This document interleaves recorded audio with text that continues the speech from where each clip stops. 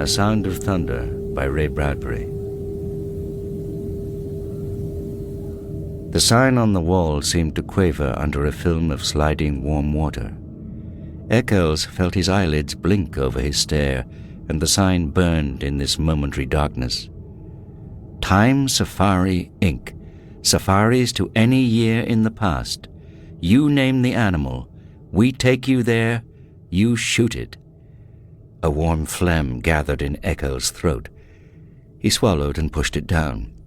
The muscles around his mouth formed a smile as he put his hand slowly out upon the air, and in that hand waved a check for $10,000 at the man behind the desk. "Does this safari guarantee I come back alive?" "We guarantee nothing," said the official, "except the dinosaurs." He turned. "This is Mr. Travis, your safari guide in the past. He'll tell you what and where to shoot. If he says no shooting, no shooting. If you disobey instructions, there's a stiff penalty of another $10,000, plus possible government action on your return."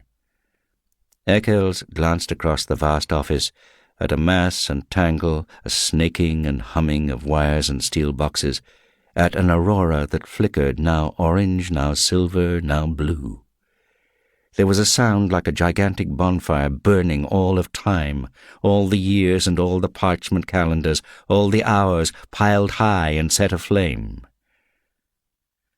"Hell and damn," Eccles breathed, the light of the machine on his thin face. "A real time machine." He shook his head. "Makes you think. If the election had gone badly yesterday, I might be here now running away from the results. Thank God Keith won. He'll make a fine president of the United States." "Yes," said the man behind the desk. "We're lucky. If Deutsche had gotten in, we'd have the worst kind of dictatorship. People called us up, joking, but not joking. Said if Deutsche became president, they wanted to go live in 1492. Of course, it's not our business to conduct escapes, but to form safaris. Anyway, Keith's president now. All you got to worry about is shooting my dinosaur." Eccles finished it for him. "A Tyrannosaurus Rex, the thunder lizard, the damnedest monster in history. Sign this release. Anything happens to you, we're not responsible. Those dinosaurs are hungry." Eccles flushed angrily.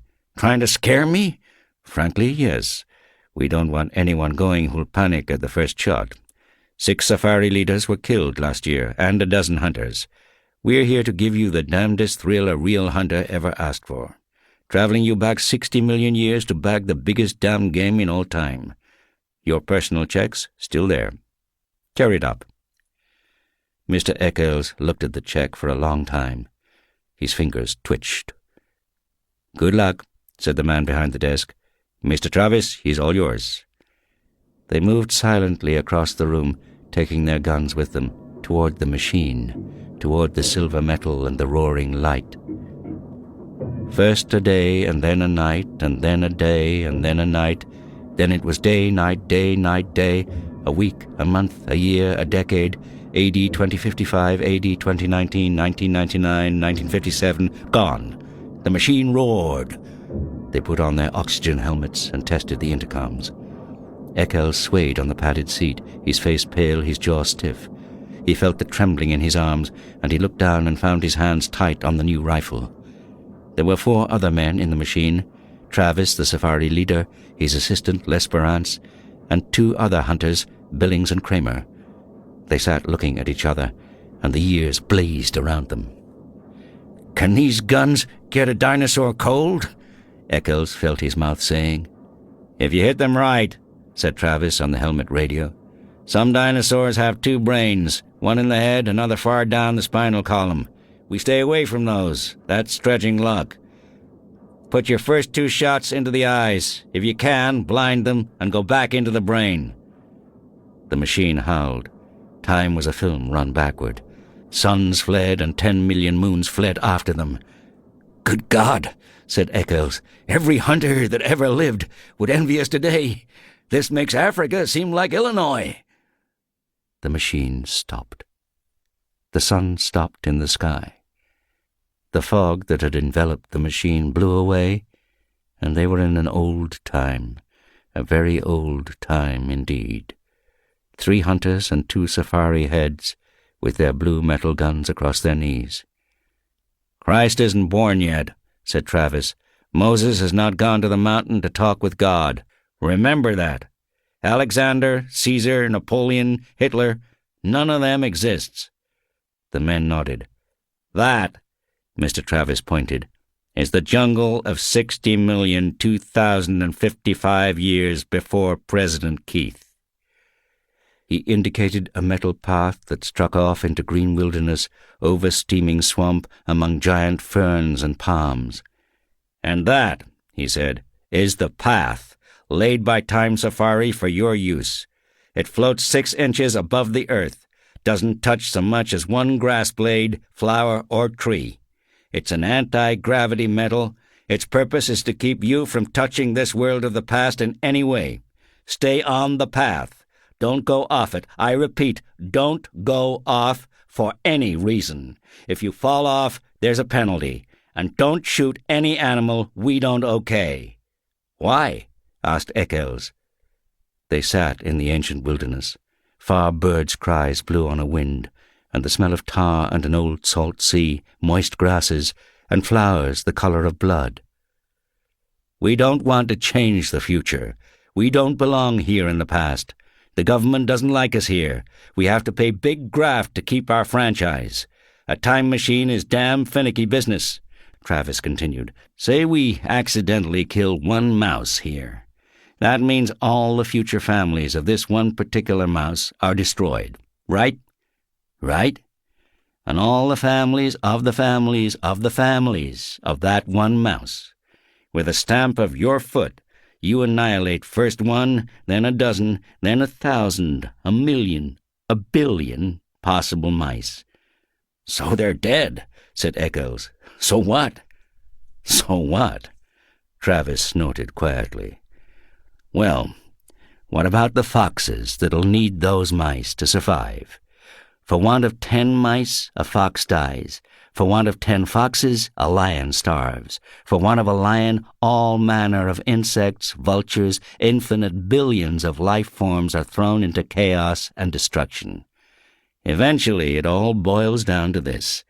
59 million years later, a caveman, one of a dozen on the entire world, goes hunting wild boar or saber-toothed tiger for food. But you, friend, have stepped on all the tigers in that region. So the caveman starves. And the caveman, please note, is not just any expendable man, no. He is an entire future nation. Destroy this one man, and you destroy a race, a people, an entire history of life. Perhaps Rome never rises on its 7 hills. Perhaps Europe is forever a dark forest, and only Asia waxes healthy and teeming. There might never be a United States at all. So be careful. Stay on the path. Never step off." "I see," said Eccles.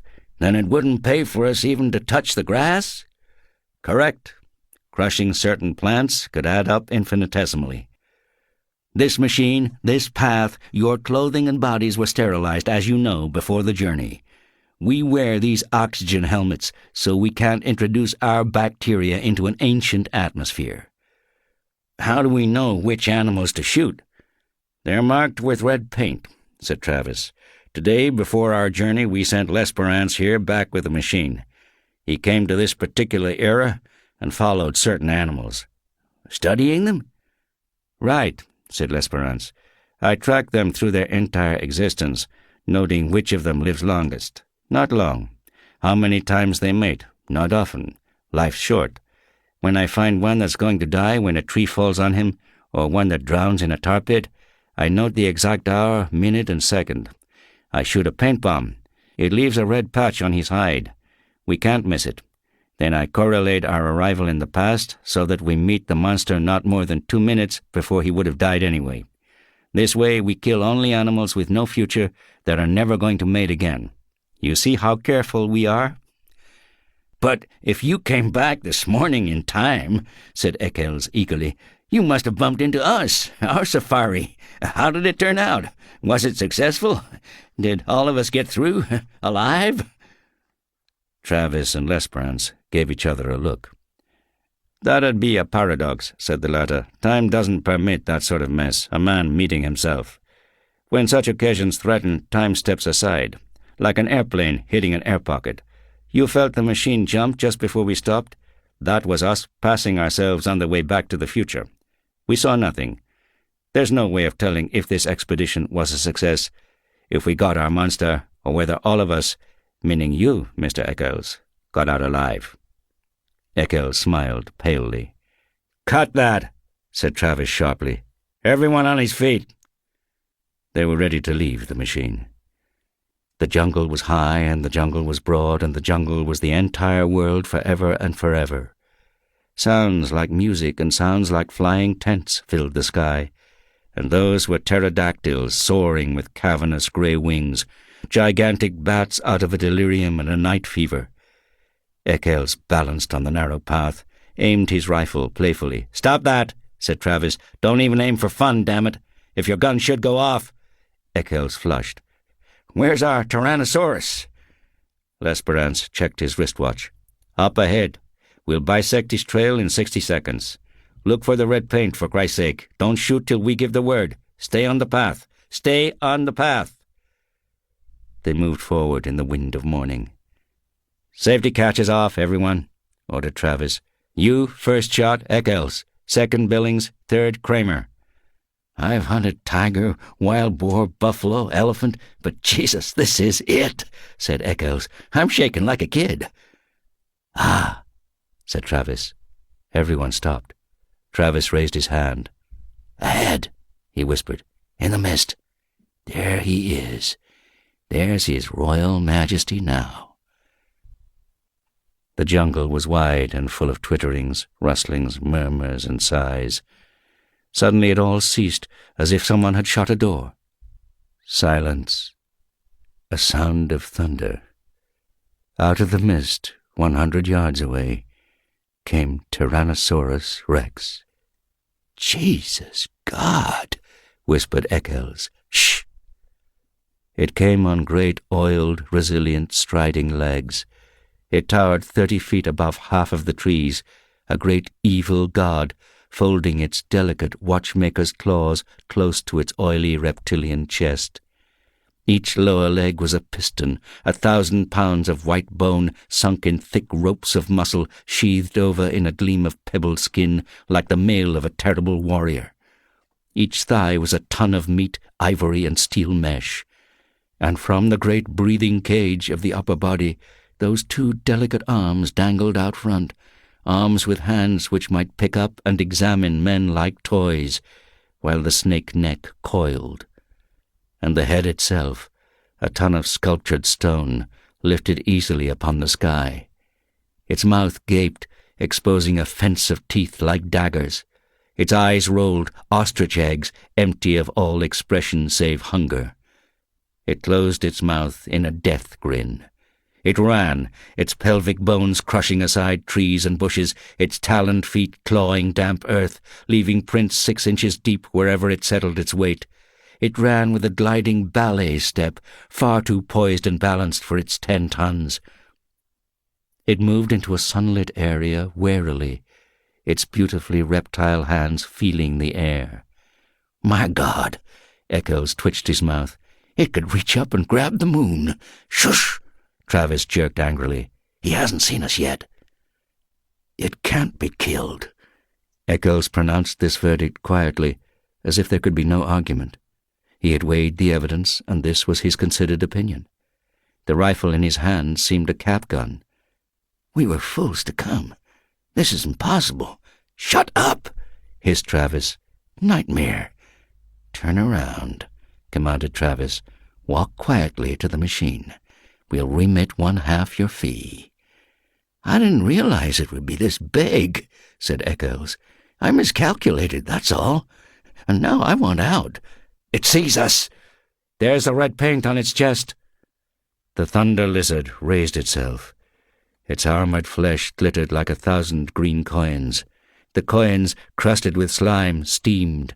In the slime, tiny insects wriggled so that the entire body seemed to twitch and undulate, even while the monster itself did not move. It exhaled. The stink of raw flesh blew down the wilderness. "Get me out of here," said Eccles. "It was never like this before. I was always sure I'd come through alive. I had good guides, good safaris, and safety. This time I figured wrong. I've met my match and admit it. This is too much for me to get hold of." "Don't run," said L'Esperance. "Turn around. Hide in the machine." "Yes." Eccles seemed to be numb. He looked at his feet, as if trying to make them move. He gave a grunt of helplessness. "Eccles!" He took a few steps, blinking, shuffling. "Not that way!" The monster, at the first motion, lunged forward with a terrible scream. It covered 100 yards in 4 seconds. The rifles jerked up and blazed fire. A windstorm from the beast's mouth engulfed them in the stench of slime and old blood. The monster roared, teeth glittering with sun. Eccles, not looking back, walked blindly to the edge of the path, his gun limp in his hands, stepped off the path, and walked, not knowing it, in the jungle. His feet sank into green moss. His legs moved him, and he felt alone and remote from the events behind. The rifles cracked again. Their sound was lost in shriek and lizard thunder. The great lever of the reptile's tail swung up, lashed sideways. Trees exploded in clouds of leaf and branch. The monster twitched its jeweler's hands down to fondle at the men, to twist them in half, to crush them like berries, to cram them into its teeth and its screaming throat. Its boulder-stone eyes levelled with the men. They saw themselves mirrored. They fired at the metallic eyelids and the blazing black iris. Like a stone idol, like a mountain avalanche, Tyrannosaurus fell. Thundering, it clutched trees, pulled them with it. It wrenched and tore the metal path. The men flung themselves back and away. The body hit, 10 tons of cold flesh and stone. The guns fired. The monster lashed its armored tail, twitched its snake jaws, and lay still. A fount of blood spurted from its throat. Somewhere inside, a sack of fluids burst. Sickening gushes drenched the hunters. They stood, red and glistening. The thunder faded. The jungle was silent. After the avalanche, a green peace. After the nightmare, morning. Billings and Kramer sat on the pathway and threw up. Travis and L'Esperance stood with smoking rifles, cursing steadily. In the time machine, on his face, Eccles lay shivering. He had found his way back to the path, climbed into the machine. Travis came walking, glanced at Eccles, took cotton gauze from a metal box, and returned to the others who were sitting on the path.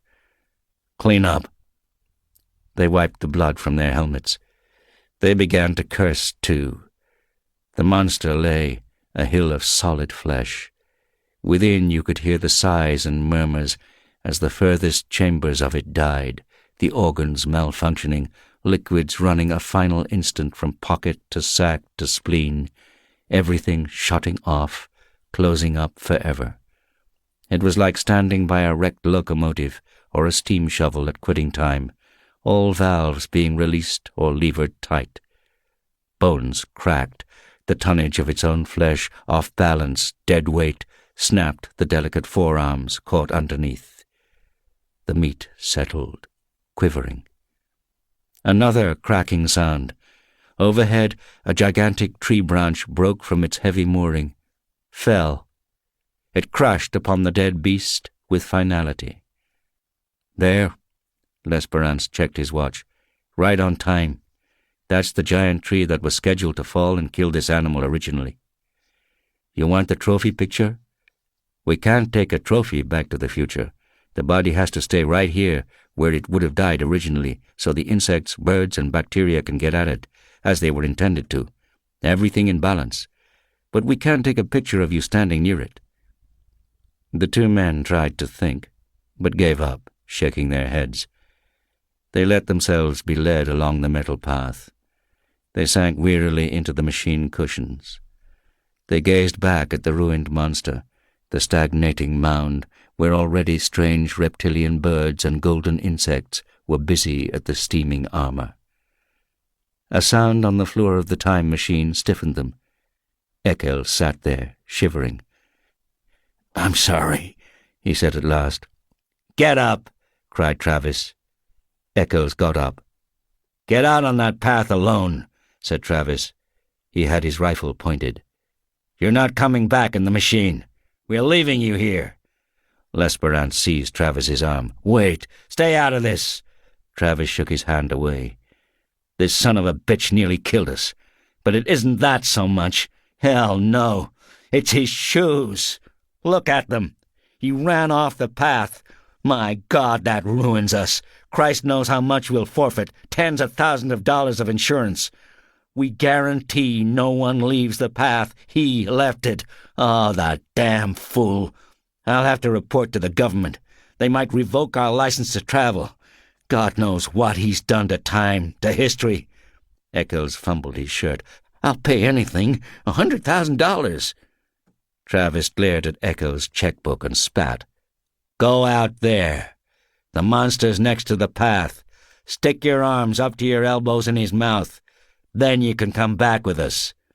"That's unreasonable. The monster's dead, you yellow bastard. The bullets can't be left behind. They don't belong in the past. Here's my knife. Dig them out." Eccles turned slowly to regard that primeval garbage dump. After a long time, like a sleepwalker, he shuffled out along the path. He returned, shuddering, 5 minutes later, his arms soaked and red to the elbows. He held out his hands. Each held a number of steel bullets. Then he fell. He lay where he fell, not moving. "You didn't have to make him do that," said L'Esperance. "Didn't I? It's too early to tell." Travis nudged the still body. "He'll live. Next time he won't go hunting game like this." "Okay." He jerked his thumb wearily at L'Esperance. "Switch on. Let's go home." 1492, 1776, 1812. They cleaned their hands and faces. They changed their caking shirts and pants. Eccles was up and around again, not speaking. Travis glared at him for a full 10 minutes. "Don't look at me," cried Eccles. "I haven't done anything." "Who can tell? Just ran off the path, that's all. A little mud on my shoes. What do you want me to do? Get down and pray?" "We might need it. I'm warning you, Eccles, I might kill you yet. I've got my gun ready." "I'm innocent. I've done nothing." 1999, 2000, 2055. The machine stopped. "Get out," said Travis. The room was there as they had left it, but not the same as they had left it. The same man sat behind the same desk, but the same man did not quite sit behind the same desk. Travis looked around swiftly. "Everything okay here?" he snapped. "Fine. Welcome home." Travis did not relax. He seemed to be looking at the very atoms of the air itself, at the way the sun poured through the one high window. "Okay, Eccles, get out. Don't ever come back." Eccles could not move. "You heard me," said Travis. "What are you staring at?" Eccles stood smelling of the air, and there was a thing to the air, a chemical taint so subtle, so slight, that only a faint cry of his subliminal senses warned him it was there. The colors, white, grey, blue, orange, in the wall, in the furniture, in the sky beyond the window were... And there was a feel. His flesh twitched. His hands twitched. He stood drinking the oddness with the pores of his body. Somewhere, someone must have been screaming one of those whistles that only a dog can hear. His body screamed silence in return. Beyond this room, beyond this wall, beyond this man who was not quite the same man seated at this desk that was not quite the same desk, lay an entire world of streets and people. What sort of world it was now, there was no telling. He could feel them moving there, beyond the walls, almost, like so many chess pieces blown in a dry wind. But the immediate thing was the sign painted on the office wall, the same sign he had read earlier today on first entering.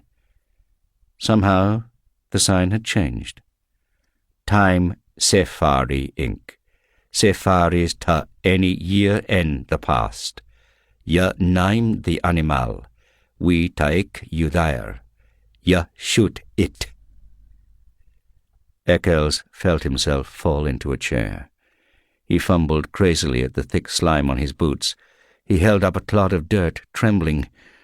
No, it can't be. Not a little thing like that. No. Embedded in the mud, glistening green and gold and black, was a butterfly, very beautiful and very dead. Not a little thing like that.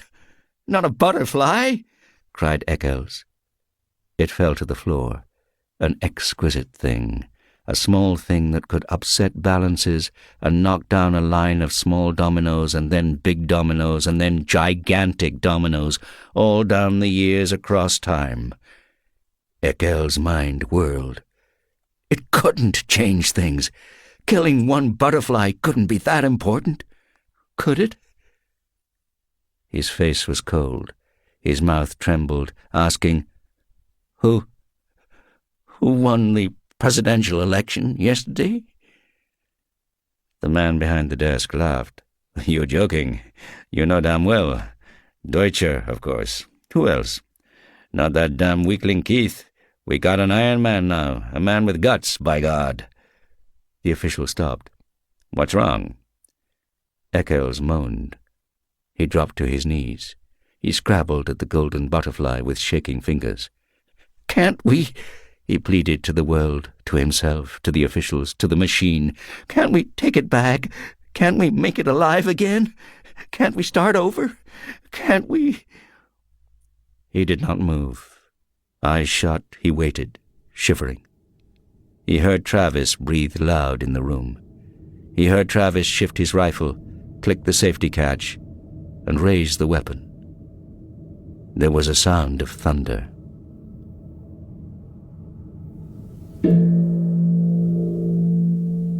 That was A Sound of Thunder by Ray Bradbury, read by Sean Barrett. Ray Bradbury's short stories are produced by Matt Thompson and are a Rocket House production for BBC Radio.